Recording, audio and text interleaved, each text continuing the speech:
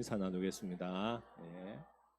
우리 앞뒤로도요 성령 충만한 시간 되기를 바랍니다. 우리 앞뒤로 인사 나누겠습니다. 예. 오늘 말씀의 제목은 코람데오 신앙이라는 제목으로 잠깐 말씀을 살펴보도록 하겠습니다.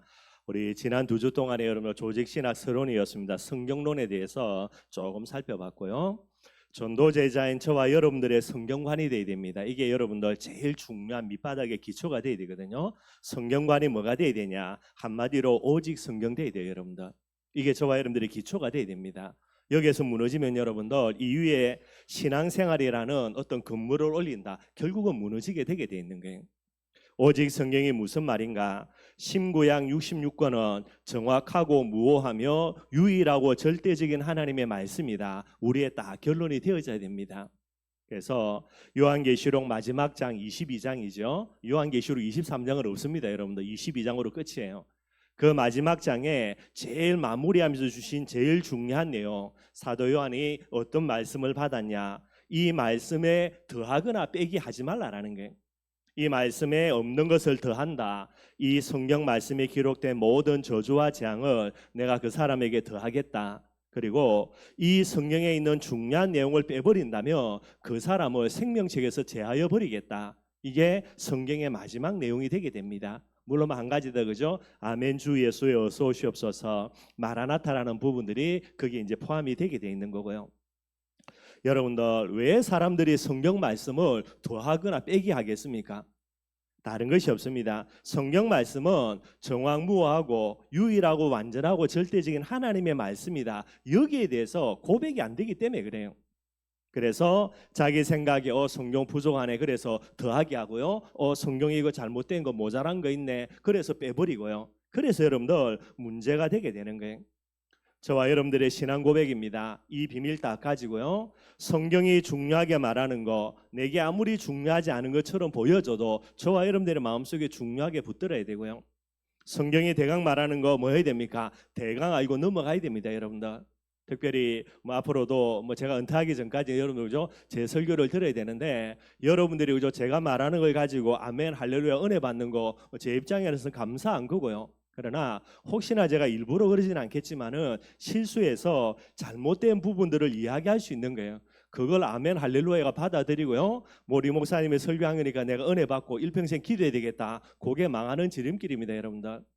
누가 설교하든지 간에 은혜 받은 것을 가지고 뭐 해야 됩니까? 성경에 여러분들 가지고 여러분들이 점검을 해야 되는 거예요. 무조건 아멘 할렐루야 할 게 아니고 여러분들.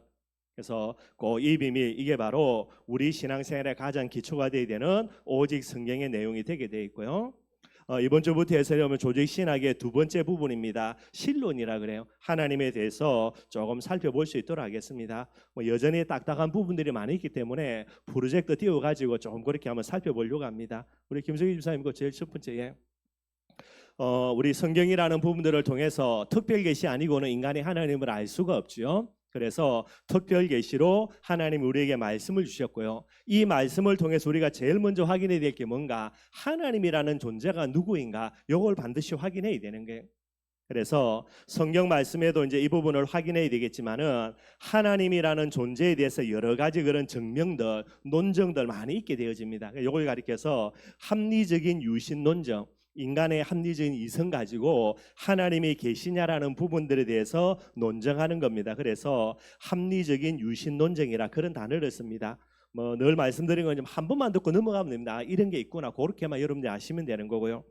첫 번째는 우주론적인 증명입니다. 우주 만물이 존재하는데 그 원인자인 자존재가 반드시 존재하지 않을 수 없다라는 게, 우주 만물이 존재하는데 그 우주 만물을 창조하신 이 그분이 반드시 존재하지 않을 수 없다. 이게 이제 우주론적인 증명이고요. 존재론적 증명이라 그럽니다. 인간이 막연하지만은 신에 대한 관념을 가진다는 것은 그 관념의 실체인 신의 존재를 증명하는 것이다. 신이 반드시 존재한다. 이런 부분이 됩니다. 목적론적 증명이라 그러고요. 자연 만물이 질서를 유지하되 혼돈에 이르지 않고 있다는 사실은 그 질서를 유지하는 어떠한 이성적인 존재가 필연적으로 존재함을 보여준다. 여러분 그죠? 어느 날 봄이 왔다가 그 다음에 여름이 오고요, 가을이 오고 겨울이 오는데 이게 여러분들 순서가 뒤바뀌는 경우는 절대 없습니다. 여러분들 몇천 년 전부터 지금까지 앞으로 예수님 재림하신 그날까지 이게 안 바뀐다니까요. 아침이 되면 여러분들 해가 떠오르고요. 밤이 되면 해가 지고요. 정한 시간표 따라서도 바닷물이 계속 밀려들고 빠져나가고 이게 여러분들 계속해서 반복되는 거예요. 이거는 우연일 수가 없고 이런 부분을 볼 때에 하나님이라는 대상 존재가 있지 않는가라는 부분들이 됩니다. 도덕론전 증명이라 그래요.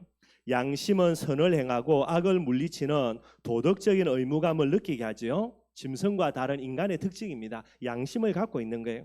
그런데 이 양심을 볼 때에 이 양심 배후에는 인간을 도덕적으로 만든 하나님이 반드시 존재하신다. 이게 이제 도덕론적 증명이 됩니다. 종교론적인 증명도 있고요. 모든 시대 모든 인간에게 종교는 반드시 있었다라는 게 사실이니까요. 그래서 이 종교들의 형태는 다르지만은 신의 존재를 모든 종교가 인정한다는 점에서 똑같다라는 거죠. 이로 보건대 하나님의 실제를 간접적으로 입증한다. 이렇게 이야기합니다. 하나님을 모르는 사람들이요, 이제 합리적인 이성을 가지고 하나님을 추론하는 그런 부분들이 되는 거예요. 성경적인 유신 논쟁입니다. 성경에서 말하는 하나님이죠. 성경은 하나님의 존재를 증명하려 들지 않습니다, 여러분들.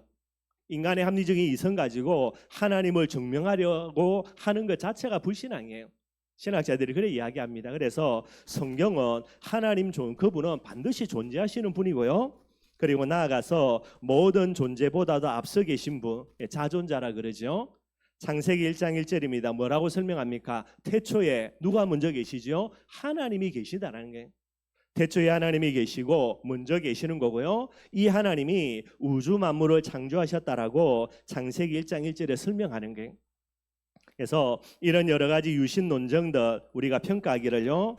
합리적인 유신 논쟁은 일반 계시 속에 나타난 진리를 주관적인 요소인 인간 이성으로 추론해 보는 것으로요. 신의 존재를 단지 추상해 보는 것이지 결코 신에 대한 올바른 논쟁이 되지를 못한다라는 게. 그래서 이는 단지 이방 종교나 철학에서 나오는 인간의 그런 부산물로 그렇게 이제 생각을 하면 되게 되는 거고요. 그래서 이 유신 논쟁을 통하여서 여러분들 하나님이 있다라는 부분에 대해서도요 여러 가지 종류가 있습니다. 우리 기독교계 성경과는 다른 부분이고요. 첫째는 범신론이라 그래요. 범신론이라는 게 뭐냐면 모든 것이 신의 한 부분으로 신과 자연은 일체라는 겁니다. 그래서 신과 자연을 구분하는 것이 아니라 동일시하는 부분이 되는 거예요. 나무에게도 신이 있고 저 바위에게도 신이 있고요, 그죠? 저기 그죠? 어떤 부분에도 신이 있고 이런 부분들이 범신론이라 그래요. 어디에서 주로 주장하냐? 불교에서 주로 주장하는 그런 이제 신관이 되게 됩니다. 그래서 불교에서는 그죠? 사람이 노력하며 공을 쌓고 여러 가지를 하며 신이 될 수 있다. 이렇게 이야기하는 부분들이 되게 되는 거죠. 이게 이제 범신론이라 그러고요. 다신론입니다. 모든 만물 가운데는 각 신들이 각자의 영역에서 세상을 지배한다는 주장이 되는 게 말도 안 되는 건데 여러분들 그죠? 한마디로 그리스 신화 그죠? 바다의 신 포세이돈이 있고요. 땅의 신도 있고요. 불의 신도 있고요. 하늘의 신도 있고 그리스 신화에 나오는 개념들인데 이걸 이제 다신론 사상이라 그렇게 이야기를 하게 됩니다. 이신론이라는 게 있습니다, 여러분들. 이게 뭐냐면 신이 우주를 만들었지만은 단지 우주 위에 초월해 계신 채로 우주 속에는 다양한 질서와 자연 법칙을 두어서 그에 따라 자연적으로 운행하게 하시고 신이라는 존재는요 우주와 분리된 채 단지 초연하게 지켜보고 계신다라는 게. 저 어딘가는 계시죠. 하늘 어딘가는 계신 채 딱 발장 끼고 그죠? 우주 만물을 자연 법칙 가운데 스스로 돌아가게 만들어 놓고요. 어떻게 되든지 간에 그냥 지켜만 보고 계신다 그래요. 그래서 초연에서 계신다 그래서 초연 신론 이런 단어를 쓰고요. 자연의 그런 법칙을 가지고 그냥 돌아가도록 만들어 두신다 그래서 자연 신론 이런 단어를 쓴다 그럽니다. 그리고요 유일 신론이 있죠. 우리 성경에서 말하는 거고요. 인격적이고 무한하신 하나님은 우주를 초월해 계시나 지금도 우주 속에서 세밀하게 역사하고 계신다. 이게 성경에서 말하는 신론입니다. 유일 신론이 되게 돼 있죠. 그래서 뭐 하나님이 있다 없다 유실론 무실론 내는 거고요. 하나님이 있다라고 이야기할 때도 이런 여러 가지 부분들이 있습니다. 물론 뭐 하나님이 없다라는 건 무실론이 있고요. 뭐 또 다른 거는 불가지론이라 그래요. 이게 무슨 말이냐면 하나님의 존재라는 부분들에 대해서는 불가지라는 겁니다. 불가는 알 수 안 된다라는 거요. 지라는 가는 인식한다 알지자죠. 그래서 불가지론 다른 말로 하나님의 존재에 대해서 우리가 알 수가 없다. 이렇게 이제 이야기하는 것도 있습니다. 무실론의 한 종류가 돼요, 여러분들. 그래서 무실론에 이런 부분들이 있는 반면에 유실론에도요 이런 종류들이 있게 되는 부분도 여러분들이 이해하시면 되겠고요. 성경은 뭐라 이야기하냐? 유일신론입니다. 하나님 한 분밖에 없다라는 게. 그래서 여러분들 유일신론이라서 뭐라고 이야기합니까? 하나님이라는 단어를 씁니다. 그래서 여호와라는 단어도요 이스라엘에 한 분밖에 없는 분이라 그런 개념들이고요. 참 감사하게도 우리나라에도 여러분들 하나님이라는 단어로 번역이 돼 있어요. 제가 중국에도 몇 번 사회가러 가봤는데 중국에서는요 하나님이라는 대상을 어떻게 번역하냐 상제라 그럽니다. 하늘에 뭐 하느님 비슷한 그런 개념이에요. 우리나라에는 하느님이라는 단어를 많이 쓰죠, 그죠? 하늘에 있는 분이다 그랬어요. 근데 정확한 개념으로 번역되어 있는 게 하나님으로 번역이 되어 있습니다. 우리 일본 분도 계신데 일본은 어떻게 번역하는지 잘 모르겠어요. 옛날에 한번 들은 것 같은데 제가 또 까먹었고요. 참 하나님이 우리나라에게 특별한 은혜를 주신 게 성경의 정확한 개념입니다. 한 분밖에 없는 분이거든요. 그 단어로 하나님이라는 단어로 번역되어져서 저와 여러분들이 쓰고 있는 것 자체만으로도 큰 축복이고 큰 응답이 되게 되는 거예요. 세 번째로 한번 살펴볼게요. 여러분들 하나님의 이름입니다. 신구약 전체에 하나님의 이름이 많이 나와 있습니다. 그래서 그것들 간단하게 한번 정리해 보도록 하겠고요. 구약에 나와 있는 하나님의 이름입니다. 제일 많이 쓰는 단어 여호와라는 단어가 돼요. 그래서 하나님이 출애굽기 3장 14절에 자기 자신의 이름을 알려주셨죠. 모세에게요. 뭐라 알려주셨냐? 나는 여호와 스스로 계시느니라. 이렇게 이제 하나님이 알려주신 거예요. 그래서 여호와라는 단어는요 하나님의 지극히 거룩하심과 그의 영원 불변하심의 그런 색깔들을 나타낼 때 이때 여호와라는 단어가 되고요. 특별히 하나님이 인간들에게 언약을 주시면서 이름을 걸고 약속하실 때에 여호와라는 단어를 많이 쓰게 됩니다. 그리고 엘이라는 단어도 있고요. 엘로힘이라는 단어가 많이 있습니다. 이게 뭐냐면 비슷한 말인데요. 완전한 하나님이라는 뜻이에요. 근데 이 엘이나 엘로힘이라는 단어는 복수형으로 나오고요. 그래서 삼위일체를 표현하는 그런 모습이다. 그렇게 여러분들 보시면 되고요. 아도나이라는 단어가 있습니다. 뜻은 주라는 단어고요.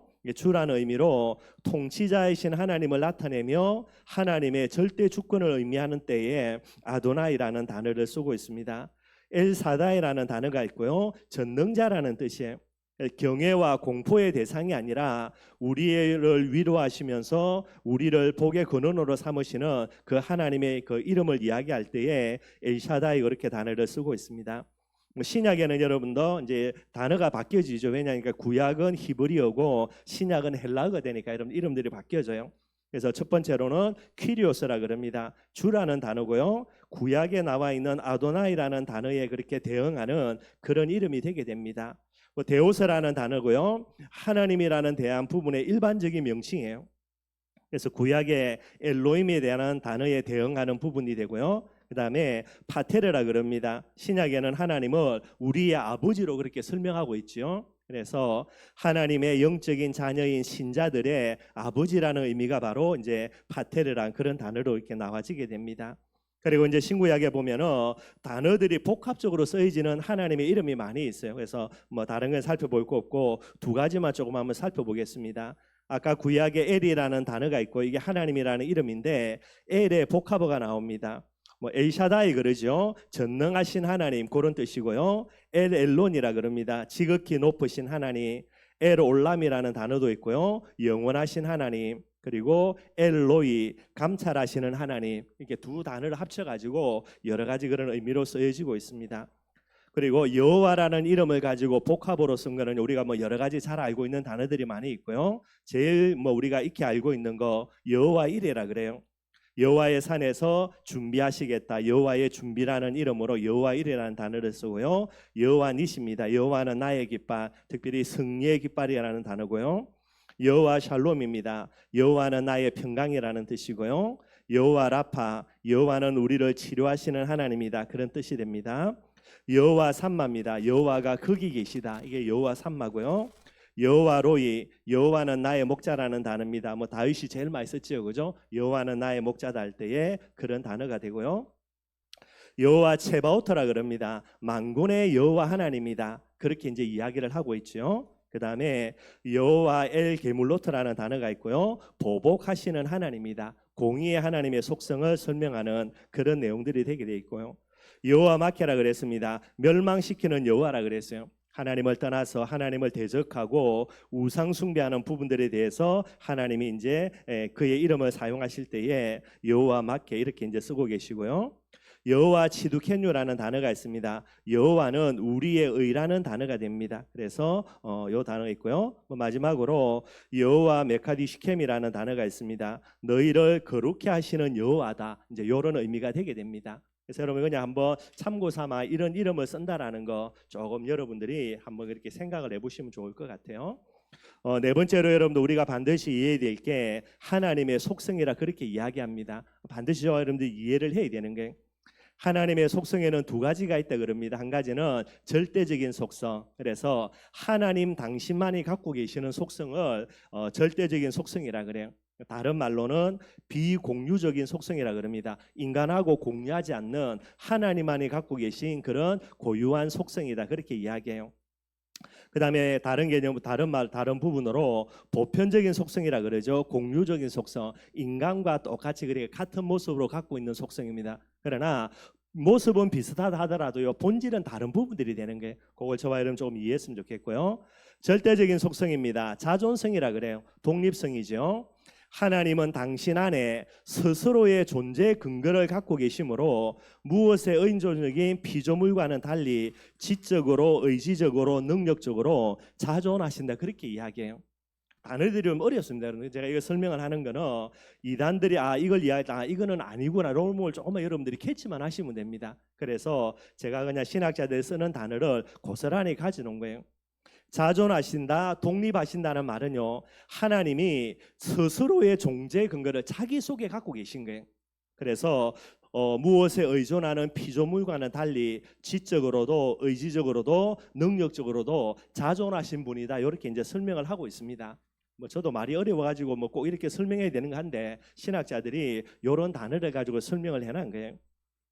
불변성이라 그럽니다. 이게 무슨 말이냐? 하나님은 그의 존재, 그의 본체뿐 아니라 그의 계획과 그의 의지가 동일하시다라는 게 불변하다는 말이겠죠, 그죠? 그리고 그의 목적과 그의 약속에 있어서 변경이 없으시다라는 게 뿐만 아닙니다. 그래서 이 부분들을 여러분들 반드시 좀 이해를 하셔야 되는 거고요. 하나님의 불변성입니다. 존재도 변하지 않고 본체도 변하지 않는 뿐만 아니라 그의 계획과 의지가 영원토록 동일하고요. 목적과 약속에 있어서 변경이 없으신 분입니다. 이게 이제 하나님의 속성이 됩니다. 무한성이라는 부분들도 있고요. 하나님은 모든 제한으로부터 자유로우시다. 그래서 무한하시다 그 말이 됩니다. 세 가지 요소를 이야기를 하고 있는데요. 첫 번째로는 본질적인 무한성이라 그래요. 다른 말로는 절대적인 완전성이다 그럽니다. 하나님은 그의 존재, 그의 속성, 그의 사랑과 그의 지식에 있어서 뭐하다는 겁니까? 무한하시다는 말이 되게 되는 거예요. 그리고 시간적으로도 무한성이 있습니다. 그게 바로 영원성이라 그래요. 하나님은 과거, 현재, 미래 이 시간 공간 속에서 초월해 계시는 부분이 됩니다. 우리에게는 과거가 있고요, 오늘이 있고 미래가 있죠. 하나님께는 과거와 현재, 미래가 없습니다, 여러분들. 그래서 시간상으로도 초월해 계시는 무한하신 분이다 그렇게 이야기합니다. 공간적으로도 무한성이라 그래요. 이걸 가리켜서 편재성이라 그러는데 무슨 말이냐면 안 계신 곳이 없다라는 거예요. 모든 곳에 하나님은 계신다. 그래서 편재성, 그다음에 공간의 그런 유한성을 뛰어넘는 무한성이다. 뭐 그렇게 설명을 하고 있습니다. 그다음에 이제 유일성이라 그래요. 하나님은 절대 자존하시며 불변하시며 무한하시죠. 쭉 이제 설명했던 부분들이고요. 그런데 하나님은 영이시다라는 겁니다. 영이시다는 말은 유일성 중에 여러분들 단수성을 이야기한다 그래요. 이 부분들 여러분 잘 들어놓고 나중에 이단들이 이제 잘못된 말들을 할 때에 이런 부분을 가지고 여러분들이 조금 캐치해내면 됩니다. 뭐 설명 안 해도 되고 이거 이상하구나 그 정도만 여러분들이 아셔도 되는 게. 그래서 자존하고 불변하고 무한하신 하나님이 하나의 영으로요, 유일성, 단수성이라 이야기하고요.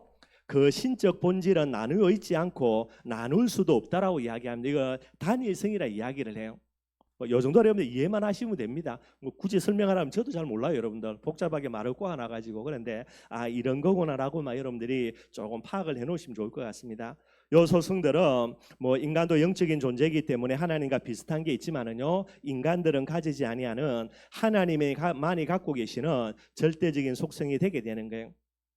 두 번째로 여러분들 보편적인 속성입니다. 공유적인 속성. 그래서 하나님이 가지시는 인격적인 속성을 뜻한다라는 게.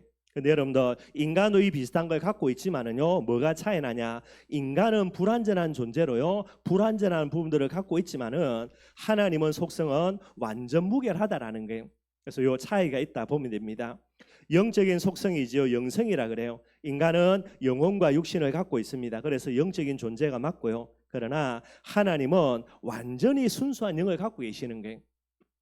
그래서 이 하나님의 영적인 속성, 영성을 가지고서요, 불가견성, 눈으로 절대로 볼 수 없습니다. 그러나 하나님은 반드시 생명을 갖고 계시고요, 인격체로 존재하시는 분이다. 인격성이 있다, 이렇게 이야기하고요. 두 번째로 지성적인 속성이라 그래요. 인간도 지성이 있지요. 똑같이 하나님도 지성이 있습니다. 그런데 뭐가 차이 나냐? 인간의 지성은 한정된 지성을 갖고 있습니다. 그래서 한정된 지적인 존재가 되지만은요, 하나님의 지성은 어떻습니까? 전지라 그래요. 모든 것을 아시는 그런 부분입니다.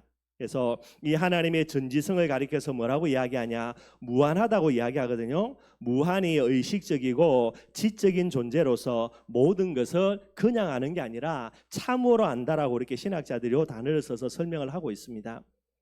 그 다음에 도덕적인 속성이고요. 우리 인간에게 더욱더 분명하게 나타나는 하나님의 속성으로요, 하나님의 도덕적인 속성은 거룩하다라는 겁니다. 어느 정도로 거룩하냐? 죄로부터 완전히 독립되어 있다라는 거예요. 우리가 갖고 있는 도덕이라는 개념과 다르지요. 그리고 그 하나님은 완전히 어렵고요, 완전히 선하다, 그렇게 이야기하고 있습니다. 하나님의 선에 대해서는 뭐라 이야기하냐? 하나님 그분의 존재 자체가 선하다라는 거예요. 그래서 나중에 이야기하겠지만은 하나님은 절대로 할 수 없는 거, 그죠? 악을 행할 수도 없고요, 거짓말도 할 수 없고, 이런 부분이 나오는 거예요. 하나님의 선이라고 이야기할 때에 그 하나님은 존재 자체가 선하신 부분들이 되게 됩니다. 도덕적인 속성이라 이야기하고요, 주권적인 속성이라 그래요. 하나님이 그의 모든 피조물들을 오직 자기의 기쁘신 뜻대로 다스리며 주권적인 의지를 갖고 있습니다. 물론 인간도 여러분도 주권적인 의지, 자유의지를 갖고 있다, 그렇게 이야기하죠. 근데 인간의 그런 자유의지와 하나님과는 비교할 수 없는 부분이고요. 하나님의 주권적인 의지, 피조물들을 당신의 기쁘신 뜻대로 다스리신다. 그리고 그가 원하시는 것은 무엇이든지 하실 수 있다. 주권적인 능력이라 그래요. 하나님께 못하실 게 없죠, 여러분들. 근데 하나님이 하실 수 없는 거, 거짓말 못하고요, 뜻을 변경하는 거 못하시고요, 자기 자신을 부인하는 거 하나님은 못하신다, 그렇게 이야기하고 있습니다. 보편적인 속성으로 마지막으로 유복적 속성입니다. 하나님은 복이 있는 분으로 그의 사랑하는 자들을 축복하신다, 복을 주신다라는 단어가 됩니다. 이 유복성이 대외적으로 나타날 때에 하나님께 영광이 된다라는 거예요. 하나님이 나를 축복하시는 부분들을 사람들이 보게 되고요, 이걸 가지고 우리가 하나님께 영광을 돌려드릴 수 있는 그런 내용이다라고 이야기하고 있습니다. 그래서 어떤 연예인들이 상 받을 때에 네 모든 영광 하나님께 돌려드린다, 그게 여러분들 우리가 조금 그렇게 이야기하지만은 정말로 귀하고 아름다운 부분들이 되게 되는 거예요. 우리 렘넌트들도요, 응답 받았을 때에 지잘났다 큰 소리 치지 말고요, 정말로 하나님께 영광 돌려드리는 부분들 반드시 되어져야만 되게 되는 거예요. 다음 주까지 해서 하나님에 대해서 조금 더 살펴보도록 하겠습니다. 몇 가지 좀 딱딱한 내용들이지만은 여러분들이 조금 마음속에 담고요, 하나님이라는 부분에 대해서 올바르게 이해하는 그런 시간들이 되었으면 좋겠습니다. 오늘 본문 말씀 가지고 간단하게 말씀 마무리하고 말씀을 정리하도록 하겠습니다. 오늘 본문의 내용 우리가 잘 아는 내용입니다. 복음 증강 결과로 감옥에 투옥되는 베드로와 요한이에요. 예수님을 십자가에 못 박아 죽였는데 얼마 있지 않아 가지고요, 베드로와 요한이 이 예수 그리스도의 복음 증거하니까요, 유대인들이 얼마나 화가 나겠습니까? 그래서 이제 힘이 있으니까 두 사람을 잡아 가지고 감옥에 집어넣은 거죠. 그 다음에 이제 유대인들이 모여서 사내들인 공회를 진행합니다. 한마디로 이제 법정 재판을 열게 되는 거예요. 그래서 이 재판을 열고요. 여기에 이제 베드로와 요한이 자기들이 이제 여러 가지 죄가 없음을 변론하는 내용들이 오늘 본문에 나와 있고요. 특별히 12절 말씀입니다. 다른 이로서는 구원을 받을 수 없나니 천하 사람 중에 구원을 받을 만한 다른 이름을 우리에게 주신 일이 없음이니라. 오직 예수라는 말이죠, 여러분들. 이 시대적인 메시지를 이 법정에서 베드로가 이제 메시지를 하게 되는 거예요. 그러니 유대인들이 얼마나 악에 바치겠습니까? 그런데 아무리 꼬투리를 잡으려고 해도 베드로와 요한이 잘못한 게 없는 거예요, 여러분. 이건 종교적인 법이 되니까. 그리고 이 사람들이 어떤 뭐 물리적인 특별한 부분들을 행할 수 있는 게 잘 없으니까요. 그 정도가 아니고 베드로 설교를 듣고 3천 명이나 예수님을 믿고 회개했으니 여러분들 이 영향력들이 보통이 아닌 거지요. 그래서 이걸 어떻게 이제 할까라고 고민하다가 결국은 대책이 안 나와가지고요. 나중에 어떻게 되냐? 이들을 이제 풀어줄 수밖에 없습니다, 여러분들. 그래서 산헤드린 공회에서 베드로와 요한을 풀어주면서요, 뭐라고 협박을 하냐? 그냥 풀어주지 않고 딱 협박을 하기를요. 그게 18절 말씀이에요. 뭐라고 협박하냐? 그들을 베드로와 요한을 불러서 경고하되 협박을 하는데 도무지 예수의 이름으로 말하지도 말고 가르치지도 말라라는 거예요. 이제 종교적인 재판관에 쓰기 때문에 큰 법적인 그런 부분, 뭐 생명을 죽이고 살리고 하는 그런 없지만은요, 여러 가지 제재 수단이 많이 있는 것입니다. 여기에서 이제 협박을 하는데 앞으로 풀어줄 테니까 나가서는 예수 이름으로 말하지도 말고 가르치지도 말라라고요, 딱 협박하고 보내는 거예요.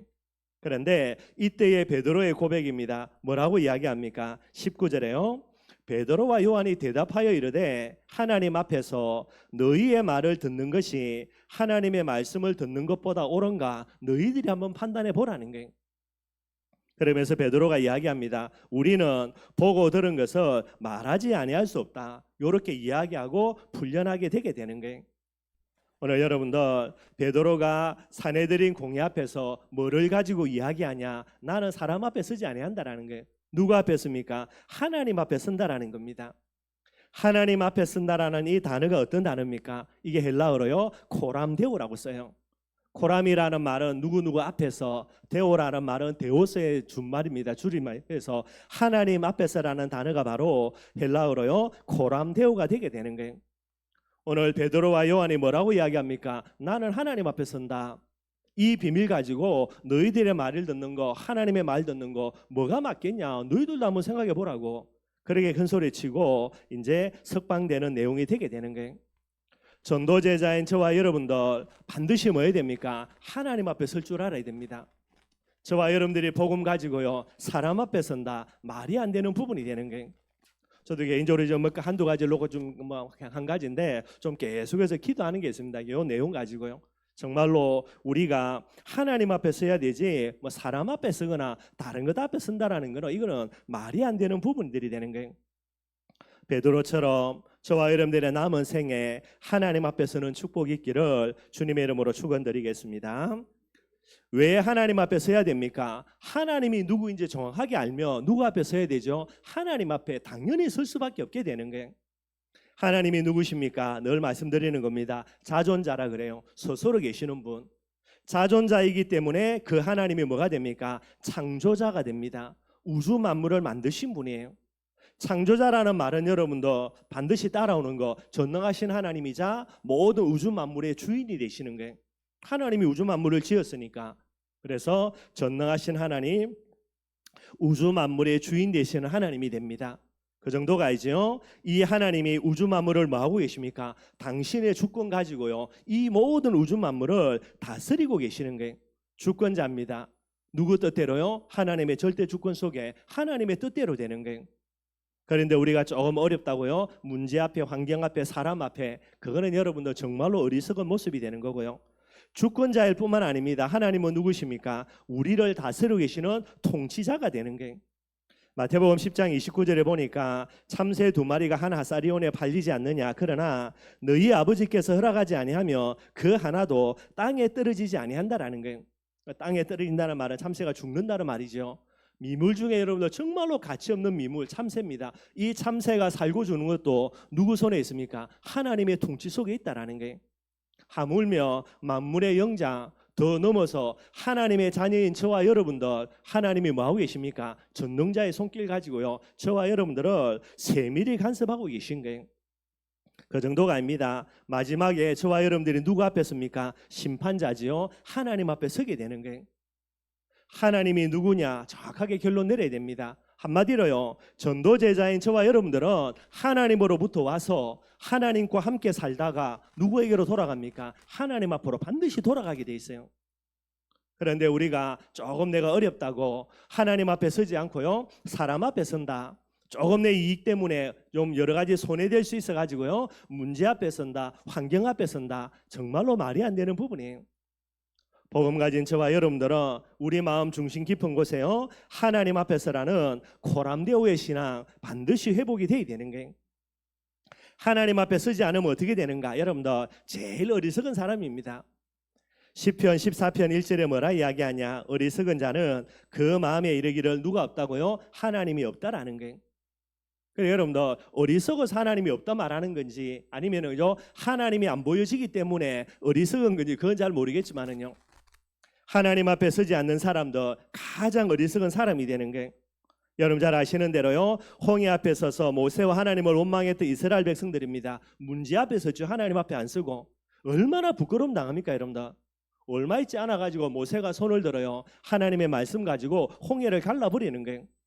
홍해를 건너갑니다 여러분들.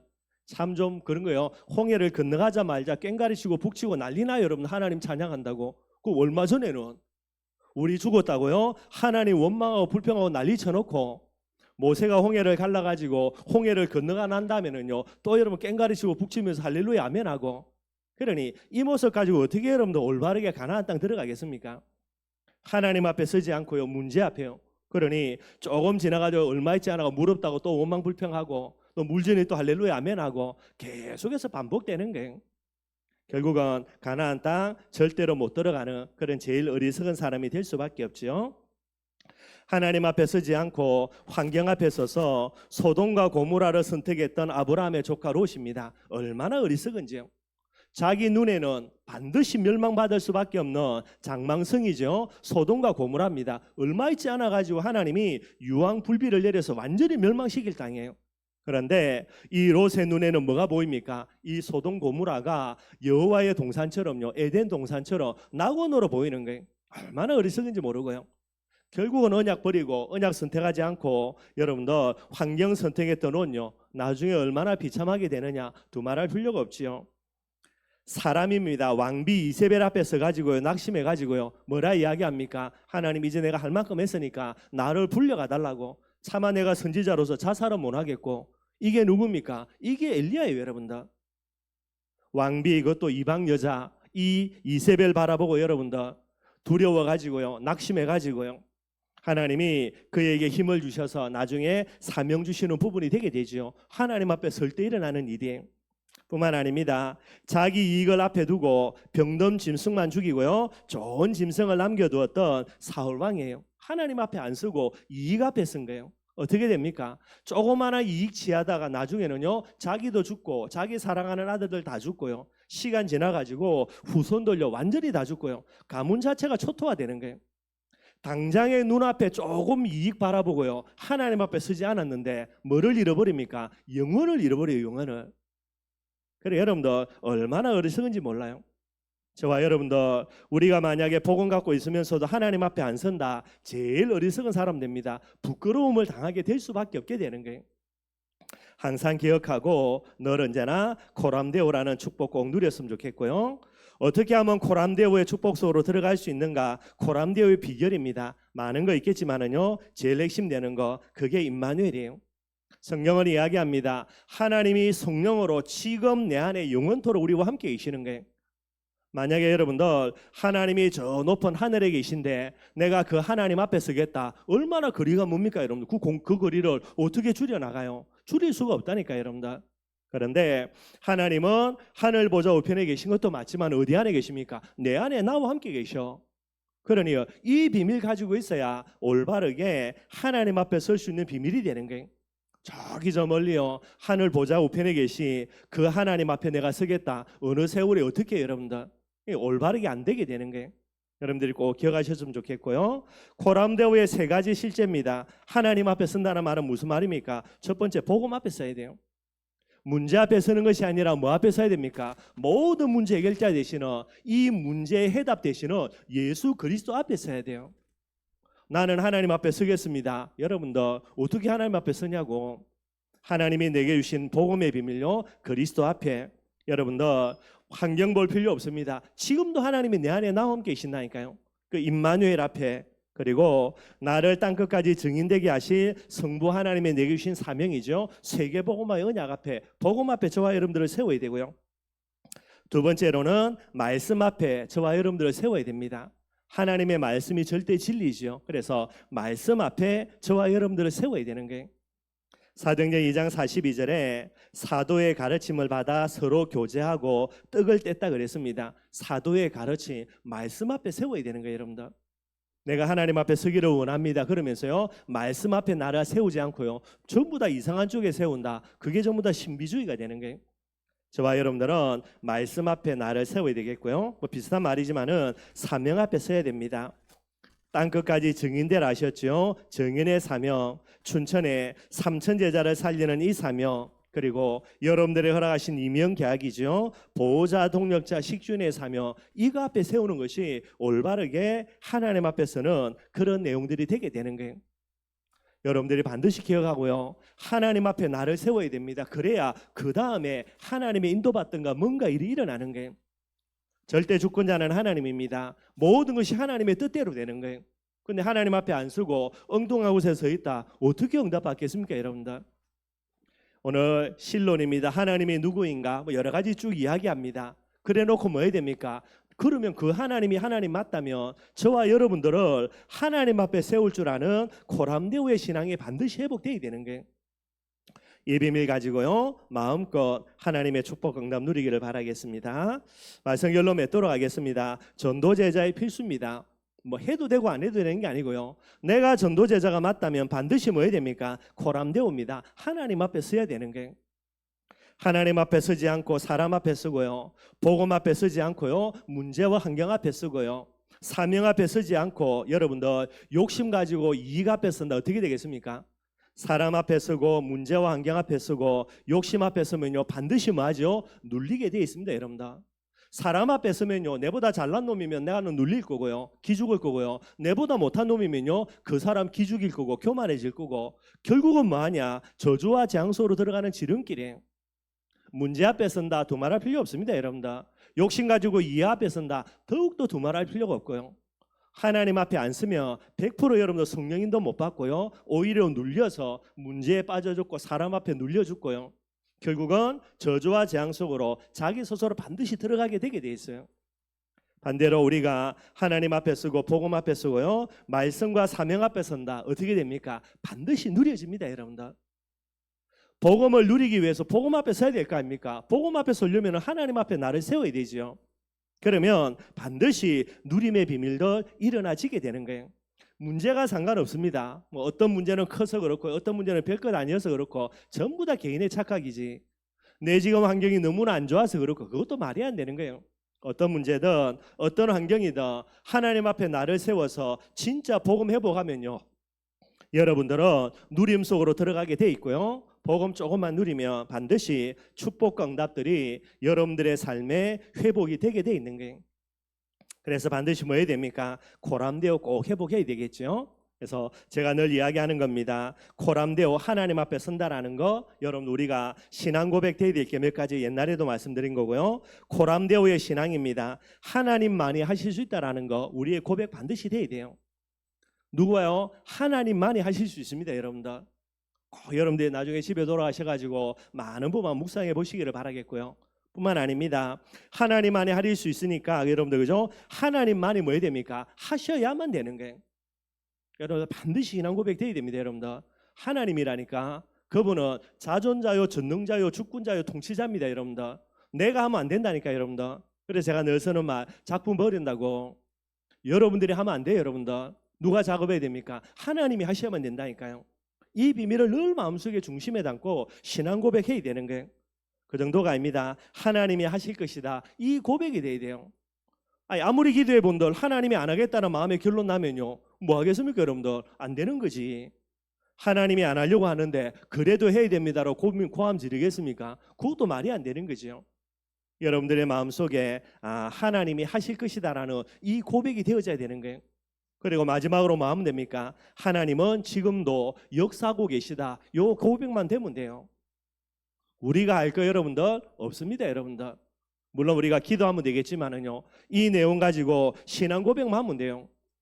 여러분들의 남편들 예수 안 믿는다고 고민할 거 없고요, 여러분들의 자녀들 말 안 듣는다고 고민할 거 없고요, 뭐 하면 됩니까? 하나님만은 하실 수 있고 하나님이 하셔야 되고 하나님이 하실 것인데 지금도 하나님이 하고 계시다. 아멘 할렐루야지. 뭐가 고민이 되며 뭐가 걱정이 됩니까 여러분들? 뭐 이게 고백이 되는데 우리가 뭔가 해야 될 게 있겠습니까 여러분들? 하나님 그런 하나님이 아니라니까요. 여러분들이 하나님 앞에만 서서 하나님에 대한 정확한 신앙 고백만 하면 됩니다. 그러면 뭐 하게 됩니까? 결국은 응답 온다니까 여러분들.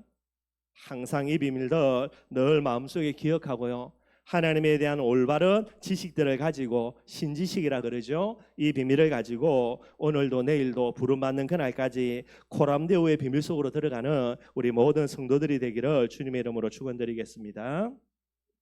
우리 말씀 생각하면서 찬송가 337장 찬양하겠습니다.